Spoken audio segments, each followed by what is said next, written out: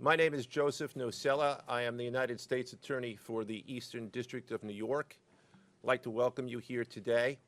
In addition, we have with us today FBI Director Kash Patel, FBI Assistant Director in Charge Christopher Rea of the New York Field Office, Special Agent in Charge of the New York Field Office Leslie Bakshies, New York Special Agent in Charge of Homeland Security Ricky Patel, Newark Special Agent in Charge of Homeland Security Michael McCarty, Police Commissioner Jessica Tisch, Chief of Detectives Joseph Kenny, and the Executive Director of the Waterfront Commission, Phoebe Sorrell. I'm now going to turn the podium over to FBI Director Kash Patel. Good morning. Today we are here in New York to announce a historic arrest across a wide-sweeping criminal enterprise that envelops both the NBA and La Cosa Nostra. The men and women up here standing with me represent a small portion of the leadership team that brought profound justice in an era that needed it more than any. I'll just highlight some of the details in the case and the FBI work, and then you'll hear from the others. But as you now know, individuals such as Chauncey Billups, Damon Jones, and Terry Rozier were taken into custody today, former, current NBA players and coaches. What you don't know is that this is an illegal gambling operation and sports rigging operation that spanned the course of years. The FBI led a coordinated takedown across 11 states to arrest over 30 individuals today responsible for this case, which is very much ongoing.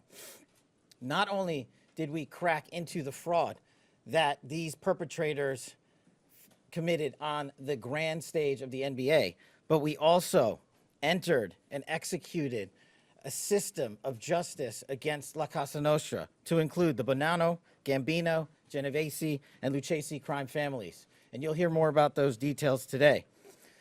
The charges and the arrests that were taken down across this country range from wire fraud, money laundering, extortion, robbery, illegal gambling. This FBI will leave no room for any perpetrator of crime across this country. You hear a lot about our work of defending the homeland and crushing violent crime. Well, this work is also representative of a colossal portion of the FBI's mandate to keep America safe and to keep our entertainment industry fair and secure. The men and women that are standing up here today worked tireless hours, days, months, and years. And the fraud is mind-boggling. It's not hundreds of dollars. It's not thousands of dollars. It's not tens of thousands of dollars. It's not even millions of dollars. We're talking about tens of millions of dollars in fraud and theft and robbery across a multi-year investigation. And we could not have done it without our interagency partners that are before us today. The NYPD, HSI, and teams of law enforcement officials from around the country made this day possible.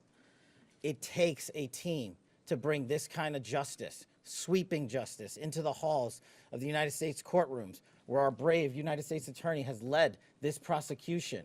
It takes courageous prosecutors to stand before you and say, we will not allow this kind of illicit activity to happen, not only at the national sporting level, but also where it hides in La Cosa Nostra.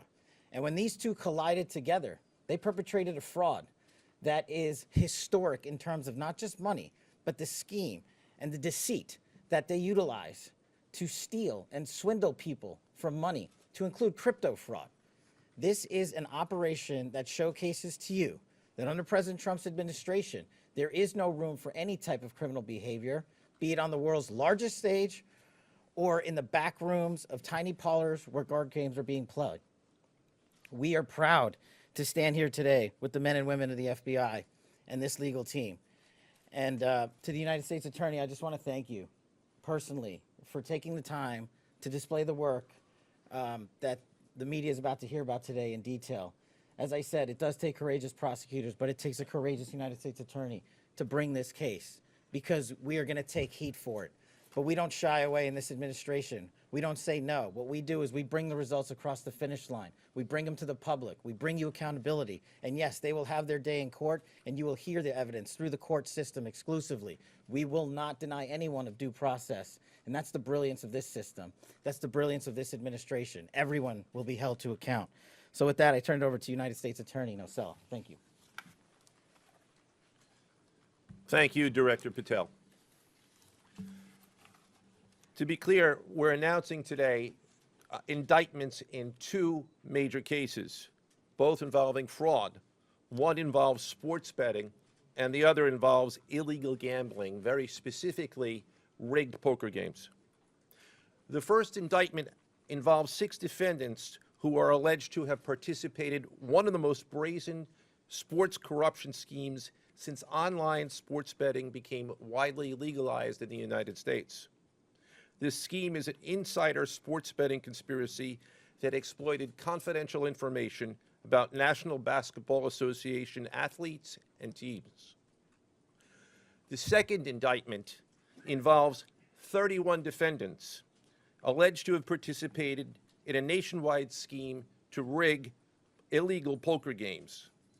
These defendants, which include former professional athletes, used high-tech cheating technology to steal millions of dollars from victims in underground poker games that were secretly fixed.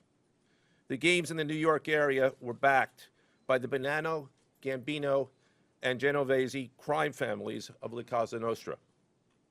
While the cases are separate, there are 3 overlapping defendants charged in both cases: Damon Jones, Eric Ernest, and Shane Hennon. The indictments in these cases contain only allegations, and the defendants are presumed innocent until they are proven guilty in a court of law. But my message to the defendants who've been rounded up today is this: your winning streak has ended. Your luck has run out. Violating the law is a losing proposition, and you can bet on that. First, I would like to talk about United States versus Ernest, the NBA basketball gambling case. The defendants in this case are Eric Ernest, Marvez Farley, Shane Hennon, Deniro Laster, Damon Jones, a former NBA player and coach, and Terry Rozier, a current NBA player.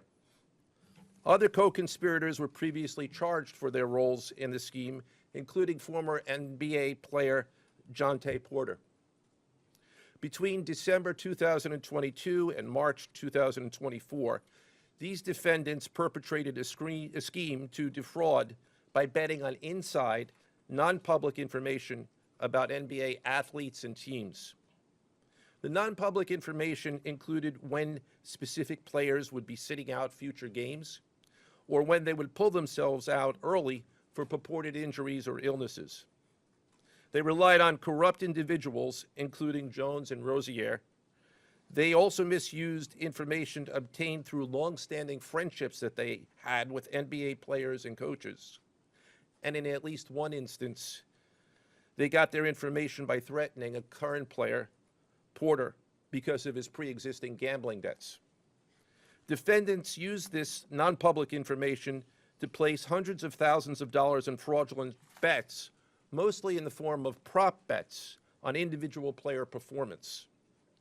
The bets were placed through online sports books and also in person at casinos. The defendants relied on a network of straw bettors to place the maximum amount of bets to increase their potential profits. Most of these bets succeeded, and the intended losses were in the millions of dollars. The defendants then laundered their illegal winnings in various ways: peer-to-peer platforms, bank wires, and simple cash exchanges. The indictment details specific examples where the defendants profited from illegal gambling and illegal betting on various NBA games about the performance of players on, among other things, the Charlotte Hornets, the Portland Trail Blazers, the Los Angeles Lakers, and the Toronto Rangers. Each defendant in the NBA basketball gambling case has been charged with conspiracy to commit wire fraud and conspiracy to commit money laundering. Now, I would like to turn to the other case, United States versus Aiello, the rigged poker game case. Beginning as early as 2019, the defendants in this case orchestrated a scheme to use wireless cheating technology to run rigged poker games across the United States, including in the Hamptons, Las Vegas, Miami, and Manhattan. The scheme targeted victims known as, quote, fish, who were often lured to participate in these rigged games by the chance to play alongside former professional athletes who were known as, quote, face cards. The so-called face cards included the defendant Chauncey Billups, who at the time of the scheme was a former NBA player and is currently the head coach of the Portland Trail Blazers, and also Damon Jones, a former NBA player and coach. What the victims, the fish, didn't know is that everybody else at the poker game, from the dealer to the players, including the face cards, were in on the scam. Once the game was underway, the defendants fleeced the victims out of tens or hundreds of thousands of dollars per game.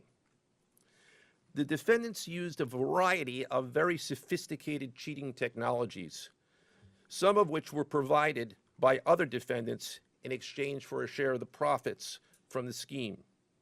For example, they used off-the-shelf shuffling machines that had been secretly altered in order to read the cards in the deck, predict which player at the table had the best poker hand, and relay that information to an off-site operator. The off-site operator sent the information via cell phone back to a co-conspirator at the table, and that person at the table was known as the quarterback. The quarterback then signaled secretly the information he had received from others to others at the table, and together they used that information in order to win their games and to cheat the victims. Defendants used other cheating technologies such as poker chip tray analyzers, which is a poker chip tray that secretly reads cards using a hidden camera, special contact lenses or eyeglasses that could read pre-marked cards, and an X-ray table that could read cards face down on the table. What you see depicted on a screen right now is an example of the X-ray table that reveals the cards. Although they are face down on the table, they can be read because of the X-ray technology. The Mafia, specifically members and associates of the Bonanno, Gambino, and Genovese organized crime families, had pre-existing control over non-rigged, illegal poker games around New York City. As a result, they also became involved in the rigged poker games, helping to organize the games and taking a cut of the proceedings, and working to enforce the collection of debts. The defendants laundered their proceeds, including through cash exchanges, the use of multiple shell companies, and through cryptocurrency transfers. As part of the scheme, some of the defendants and their co-conspirators also committed acts of violence, including the gunpoint robbery of a person in order to obtain a rigged shuffling machine, and extortions that were perpetrated against victims in order to ensure that they repaid their gambling debts. Defendants who participated in the rigged poker scheme are charged with wire fraud conspiracy. Other defendants have been charged with crimes including illegal gambling, money laundering, Hobbs Act robbery, and extortions. This case demonstrates our office's unrelenting commitment to fighting the scourge of organized crime in whatever form it takes. I'd like to conclude my remarks by thanking the incredible hard work of our law enforcement partners, including the FBI, Homeland Security, the NYPD, and the Waterfront Commission. I also want to thank the dedicated prosecutors who built these two cases and who are standing to my right: Benjamin Weintraub, David Bourbon, Caitlin Farrell, Michael Gibaldi, Irisa Chen, and Sean Sherman. They had the assistance of paralegal specialists Liam McNett, John Schneider, Marlene Bosler. Also deserving of our thanks because of their outstanding investigative work on the NBA case are FBI Special Agents Russell Lantier, Dominic Mariani, Amy Giarosa, Shane Wilkins, and Supervisory Special Agent Luke Hardison. On the rigged poker game scheme, outstanding work was performed by FBI Special Agents Thomas Cribbin, Jeff Boriola, Jonathan Corona, Alexander Silverman, Amy Campanaro, and Supervisory Special Agent Michael Malahy, as well as NYPD Task Officer James McCullough, and from Homeland Security, Supervisory Special Agent Charles Freund, and from the Waterfront Commission, Detective Paul Shimborski. Finally, I want to note that the investigations in both cases are ongoing, and we encourage anyone with information about either scheme to please contact the FBI. Now I would like to turn the podium over to Special Agent in charge of the New York Field Office, I should say the Assistant Director in charge of the New York Field Office of the FBI, Christopher Rea. Chris?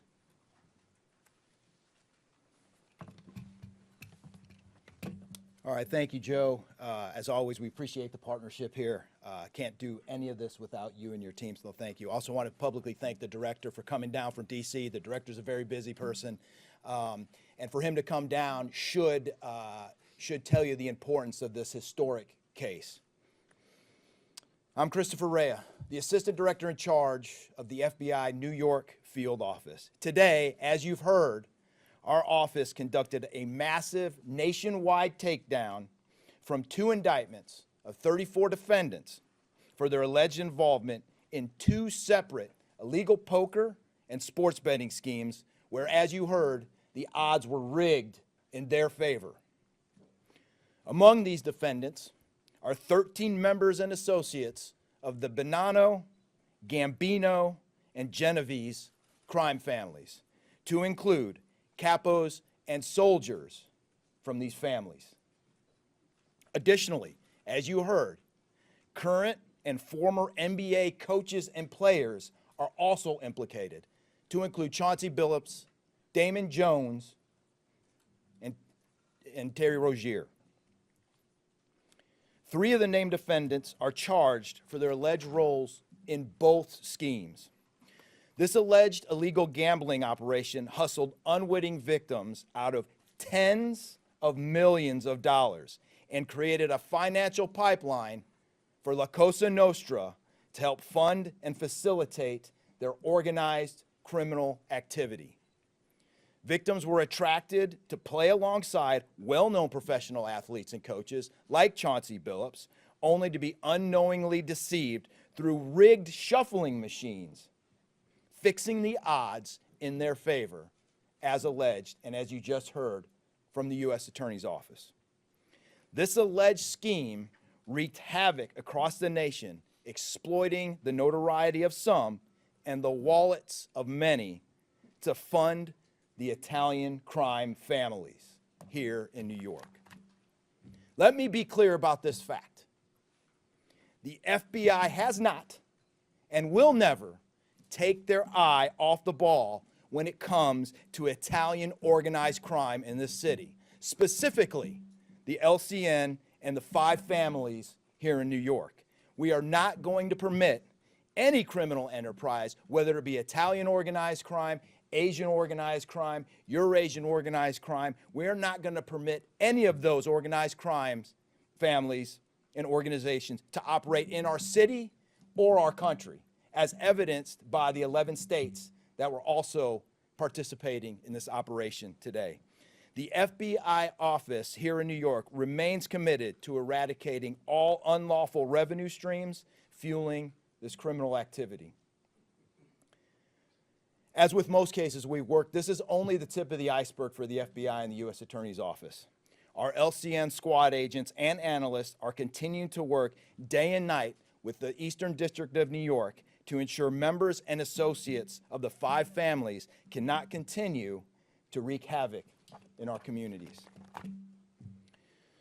Today would not have been possible without the tireless efforts and dedication of the FBI New York Eurasian Organized Crime Task Force, which, as you heard, was led by Supervisory Special Agent Luke Hardison, and the Italian Organized Task Force, which was led by Supervisory Special Agent Mike Malahi. And coincidentally, Supervisory Special Agent Malahi is going out on a positive as he is retiring at the end of this month for 30 years of dedicated service to the FBI, and that deserves a hand. He's what we call a legend here at FBI New York. Additionally, obviously, we cannot do this alone without our partners. I want to extend my appreciation to Homeland Security Investigations Special Agent in Charge, Ricky Patel. Of course, we do nothing in this city without the NYPD.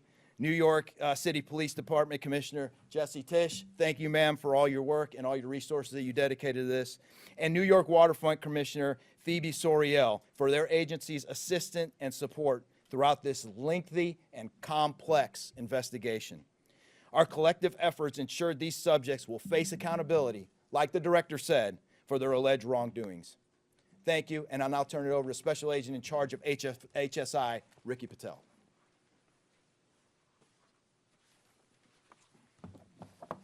Thanks, Chris. Good afternoon, everyone. My name is Ricky Patel. I'm the Special Agent in Charge for Homeland Security Investigations here in New York. This morning, hundreds of special agents and investigators with HSI, the FBI, the New York Waterfront Commission, and the NYPD descended upon the homes of individuals who for years have operated with the false sense of impunity, a false sense of incivility. In the early hours of today, across 9 states, coast to coast, dozens of defendants were arrested and will face the consequences of their alleged crimes. This was their wake-up call. With the alleged involvement of 3 La Cosa Nostra crime families, 1 NBA head coach, a Hall of Famer, no less, and former NBA players, the years of investigative work that culminated with this morning's operation seem reminiscent of a Hollywood movie. But this wasn't luck, and this wasn't theatrics. This was an evidence-driven, relentless, and unified effort among law enforcement. Through what we have dubbed Operation Royal Flush, HSI New York, along with our task force personnel from the Waterfront Commission, first uncovered this scheme more than 4 years ago. Agents and investigators dedicated countless hours and sleepless nights in identifying the criminal network, dissecting communications and patterns, and following the money with precision. We built a case, piece by piece, and what we discovered was a sprawling criminal enterprise that utilized cutting-edge technology and various methods of deception to dupe unsuspecting gamblers into paying up so that these defendants could cash out. As alleged, this sophisticated conspiracy cheated victims out of at least $7 million and placed the public and the defendants alike at risk. This case involved global reach, financial depth, and the patience to dismantle complex financial criminal enterprises from the inside out. When criminal organizations attempt to launder profits through our country, HSI connects the dots and shuts it down. To anyone who thinks intimidation, fraud, or violence will shield their profits, understand this. If you are exploiting our communities, expect HSI and all of our law enforcement partners at your door. I would like to thank all our partners here today. Obviously, the United States Attorney's Office for the Eastern District of New York, the Waterfront Commission, the FBI, the NYPD, and the prosecutors that will carry this forward. Today's arrests are not an endpoint. They are the start of accountability. Thank you, and I now turn it over to Police Commissioner Jessica Tisch.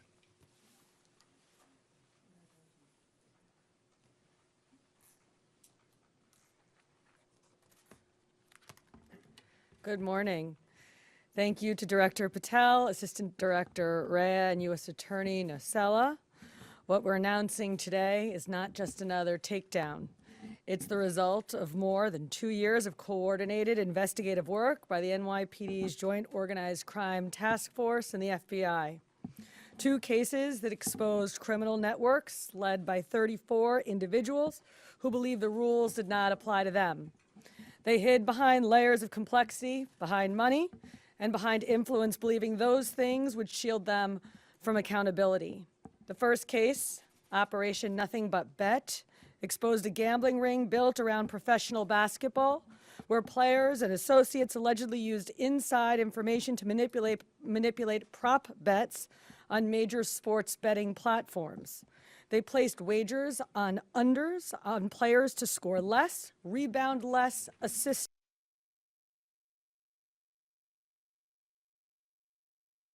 less, using information that was not yet public. In some instances, players altered their performance or took themselves out of games to make sure that those bets paid out. One example occurred on March 23, 2023, in Charlotte.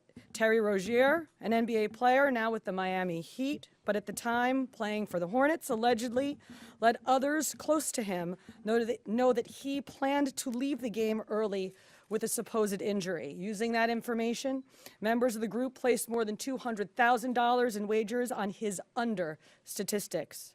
Rozier exited the game after just 9 minutes, and those bets paid out, generating tens of thousands of dollars in profit. The proceeds were later delivered to his home, where the group counted their cash.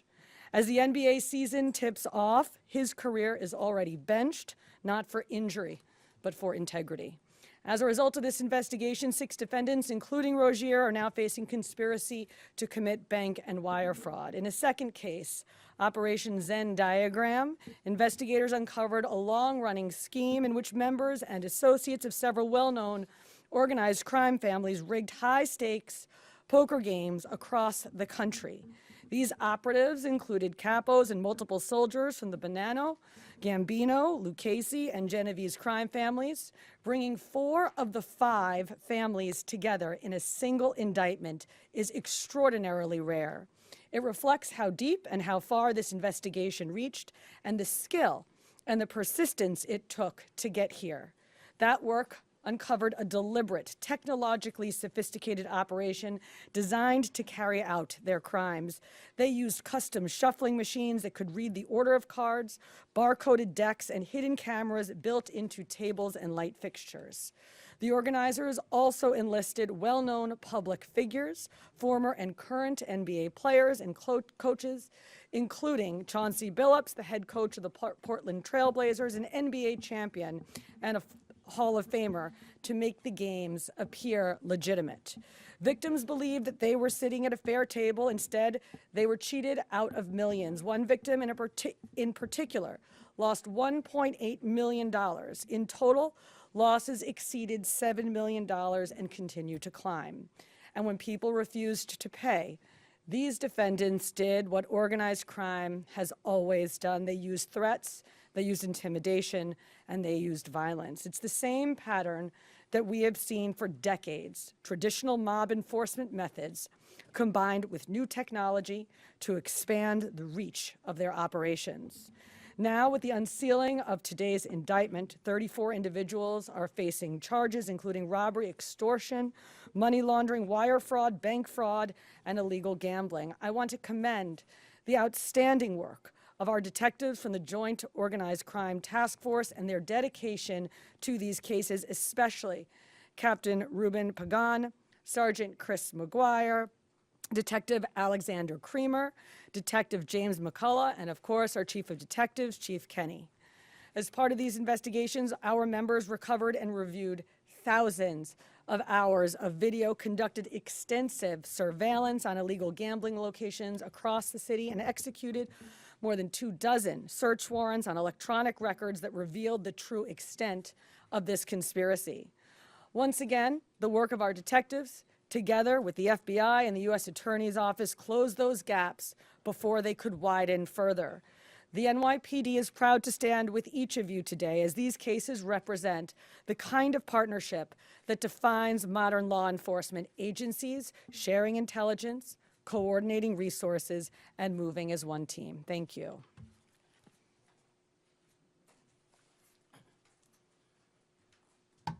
If anyone has any questions that they'd like to ask, now is the time. I had a question about the structure of the case. Is it the investigation into one case, did that lead into the discovery of the other? If you could talk more about the link between the two. I'm not at liberty to discuss either the background of the investigation itself or the investigation as it continues. So I'm afraid I can't really explain to you other than the fact that both cases have been unsealed today, and there was an overlap that has been discussed already with respect to certain of the defendants. Yes. Jonte Porter claimed that he had a gambling addiction. Did Rozier or Billups or Damon Jones claim the same thing at all?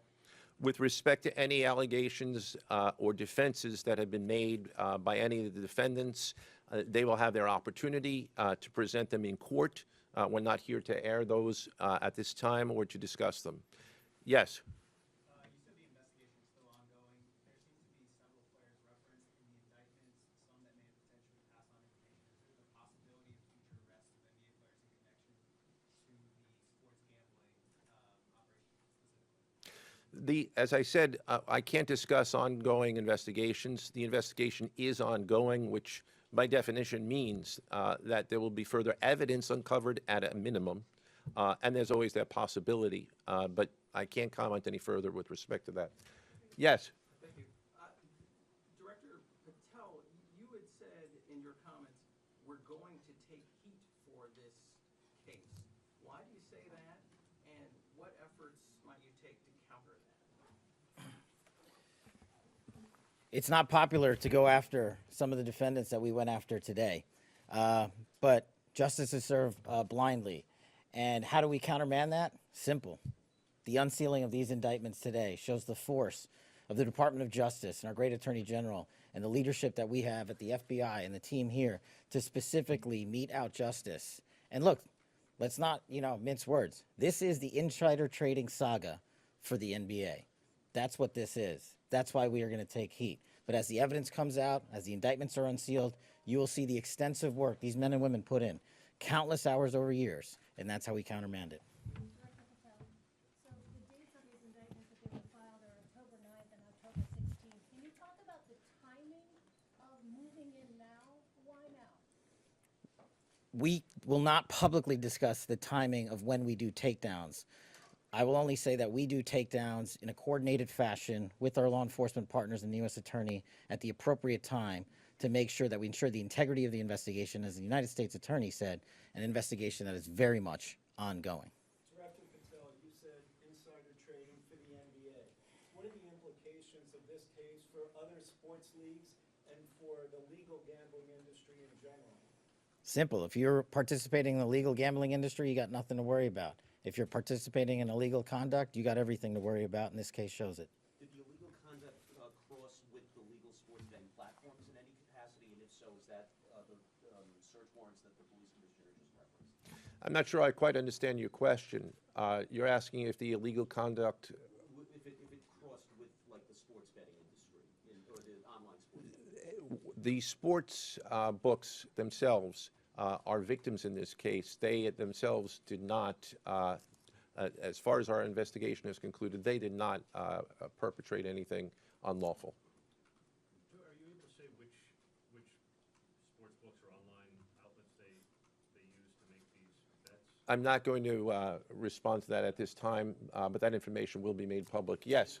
Can you identify the access point where these co-conspirators were able to recruit these, famous people to partake in the schemes? When you say the access point, They were able to recruit them?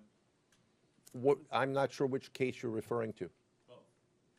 Well, Rozier, how he was recruited, Damon Jones in the NBA scandal, and then Billups for the poker game. we're not at liberty to say that at this time. That will be revealed in due course. Yes. He was being. What is your question, sir?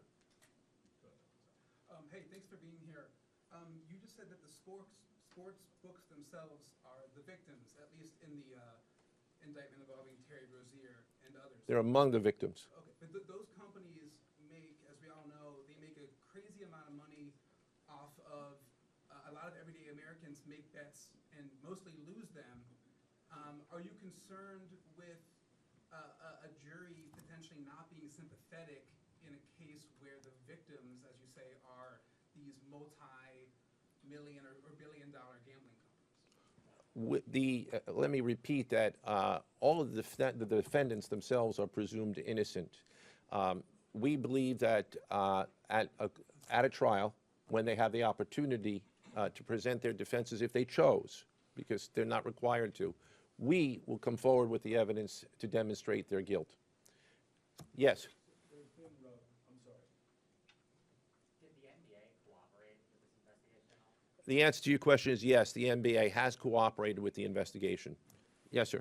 There's been a reason to believe there's an associated college basketball element to this. Can you confirm that, or is there another investigation or part of this investigation that will affect college basketball? The investigations that we announced today did not involve college basketball. Last question, last question. Yes. There was an emphasis on the Italian crime presence, organized crime in New York. Can you give us a sense of the strength and status of Italian organized crime in New York right now? No, I'm sorry, that would be a question that goes beyond what we're here to discuss today, which is these two indictments. Thank you. Everybody.